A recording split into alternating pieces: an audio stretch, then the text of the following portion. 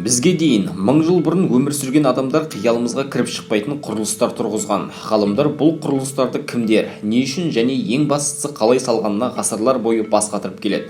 Және таңғажайып оқиғаларға толы түрлі теориялар айтады.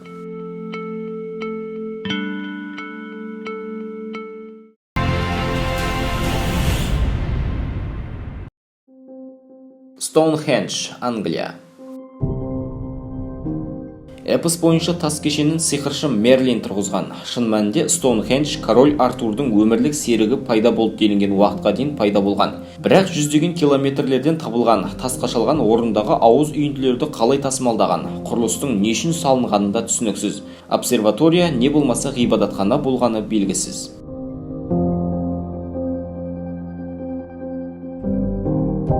Бальбек, Ливан.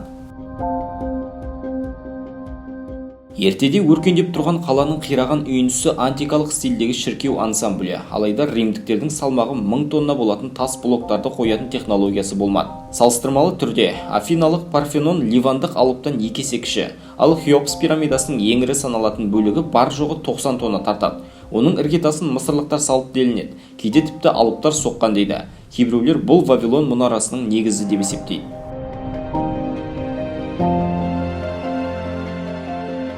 Нью-Грейндж, Ирландия. Жол салушылардың 17 ғасырда ескерткішті ойда жоқта тауып алғанына қарамастан, оны зерттеу жұмыстары 3 ғасырдан кейін ғана басталды. Қазба жұмыстарының нәтижесінде дөп-дөңгелек, диаметрі өте үлкен және Мысыр пирамидаларынан ертеректе салынған қорған ашылды. Археологтар оның қақ ортасынан ежелгі мүрдені тапты. Күн тоқырауында тұрған кезде нағыз астрономиялық құбылысты байқауға болады. Күн сәулесі камераны біртіндеп жабады. Ирландықтардың сенімі бойынша бұл жер эльфтер мен перизаттардың еліне апаратын есік. Кавказ дольмендері, Ресей. Тау бөліктерінде жалпақ тастардан құралған үйлер шашылып жатыр. Алдыңғы жақтарында тығынмен жабылатын тесік бар. Бір таңғаларлығы тақтайлардың салмағы тоннаға жуық. Алайда олардың үйлесімділігі сонша, олардың арасынан пышақтың қыры да өтпейді. Сонымен қатар артефакттардың жасы 5000 жылға жуық. Кейбір мүсіндер, мысалы волкандық, емдік қасиеттерімен танымал. Дольмендік дәстүр жер бетінің әр жерінде бар екенінде таңғаларлық. Тикаль, Гватемала. Майя тайпасының ірі қалаларының бірі жасыл джунглиге тығылған. Мұнда жасанды тоғандарда, доп ойнауға арналған алаңда, сарайларда бар. Бірақ ерекше назар пирамидаларға түседі. Олар даму кезеңіне сәйкес уақыт заңдылығымен салынған. Олардың міндеті жайлы теориялар аз емес. Діни құрылыстар, ғылыми орталықтар, зираттар немесе бәрінің қосындысы. Тикаль атауының этимологиясы да түсініксіз. Есесіне оған түсінірек атау бар. Дауыстар қаласы. Себебі сыбыстың өзі қатты жаңғырық болып шығады. Заитский үлкен лабиринті, Ресей. Соловецкий архипелагы аралдарын әлем-жәлем тас шілтерлер, шиыршық пішінді лабириттер әсемдейді. Жергілікті тұрғындар оларды Вавилон деп атайды. Кіретін және шығатын жері бір. Яғни қойтастардан түзілген іздермен тура жүріп отырса, біраз уақыттан кейін кірген жеріңнен шығуға болады. Бірақ ертеде бұл не үшін қажет болды? Кейбір ғалымдар мұның пайдалы жағы жайлы айтады. Балықтарға арналған қақпан. Басқалар көңіл көтеруге арналған дейді. Ойындар мен хормен жүруге арналған орын. Бірақ көпшілік мұның о дүниемен байланысқа түсіретін салтты құрылыс екеніне сенімді. Петра, Иордания. Теңіз деңгейінен 900 метрде орналасқан алып ұяшық жартастардың ішіне тығылып тұр. Петраның бар сұлулығын қырнау үшін шеберлерге асқан сабырлық танытуға тура келді. Осылайша Сид каньонының салқын аймағында Эль-Хазне, араб тілінен аударғанда асыл қазына, дің маңдайша мен бағаналардан тұратын таңғажайып көрініс ашылады.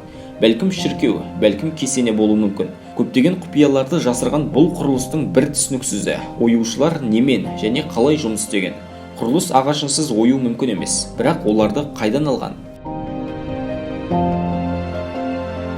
Тас шарлар, Коста-Рика. Тынық мұхиты жағалауындағы тарихқа дейін петросфералар вандализмнің құрбанына айнала жаздады. Оларды тауып алған жұмысшылар ішінде алтын бар деп сенген. Қалай болғанда да артефакттар бәрібір зақымданды. Туристерді тарту үшін оларды қала орталығына орналастырды.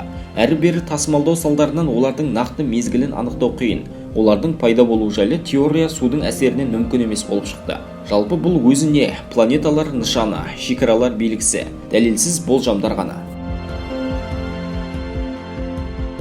Терракоталық әскер, Қытай. Цин Шихуанди қабірі 8000-нан астам Қытай сарбаздарымен аттарын жасырып жатыр. Салт дәстүрге қарамастан оларды қолбасшымен бірге көмген.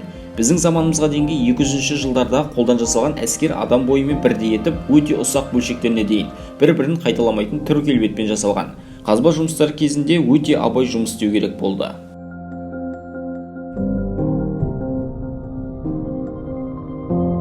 Ангкор Ват, Камбоджа.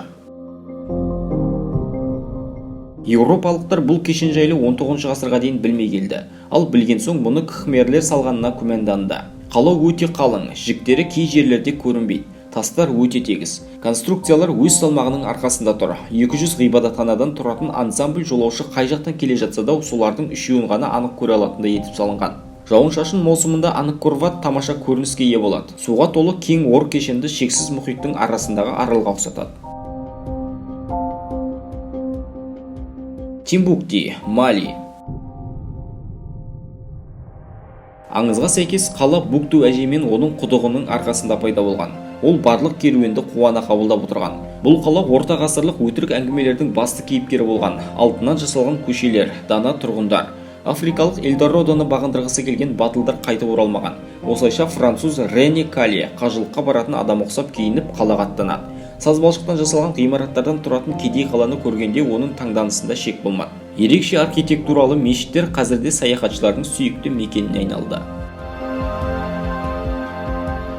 Пасха аралының мүсіндері, Чили.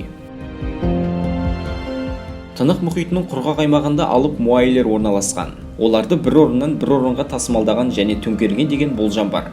Қасында жансыз тұлғаның өзінен де ауыр салттық демеушілер де бар. Өкінішке қарай бұл мүсіндердің сырын ашатындар құл иеленушілердің кесірінен баяғыда өліп қалған. Құпияны ашудың бір ғана амалы үнсіз мүсіндердің өзінен сұрау.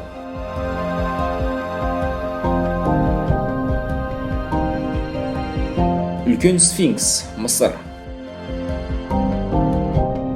Құм арасындағы орасан зор мүсін әлемнің ең үлкен құпияларының бірі. Бұл фараондардың қолынан шыққан іс деп саналады. Алайда олар сфинксті қайта жаңғыртты. Жолбарысқа ұқсайтын оның денесі атыздармен желініп кеткен. Егер болжауға ерік берсек, бұл ұлы топан судың ізі. Сонымен қатар, бір қызығы басы дене үйлесімділігімен сәйкес емес. Іші де алып екені және бөлмелер бар екені анықталған. Оларды зерттеу түрлі оқиғалардың орын алуына, биліктің қарсылығына әкелді. Бәлкім бұл Сахара күзетшісі емес, мысалы батып кеткен Атлантидадан қалған құпия білімнің күзетшісі болар. Кім біліпті?